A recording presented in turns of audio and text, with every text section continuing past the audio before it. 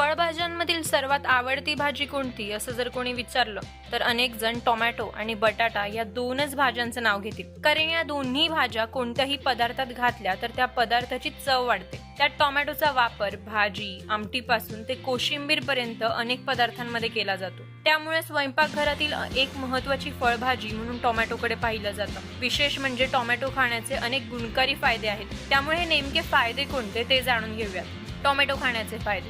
टोमॅटोमध्ये उष्मांकाचे प्रमाण तसेच कर्बोदकांचे प्रमाण अत्यंत कमी असल्यामुळे रक्तदाब, हाय कोलेस्ट्रॉल, हृदयविकार, मधुमेह या विकारांमध्ये टोमॅटो गुणकारी आहे. त्यामुळे आहारात नियमितपणे टोमॅटोचा वापर करावा. वजन नियंत्रणात आणण्यासाठी टोमॅटोचं सेवन करावं. टोमॅटो खाल्ल्यामुळे पोट भरल्याची भावना निर्माण होते, त्यामुळे भूक कमी लागते. रात आंधळेपणा, दृष्टीदोष या विकारांवर टोमॅटो उपयुक्त आहे.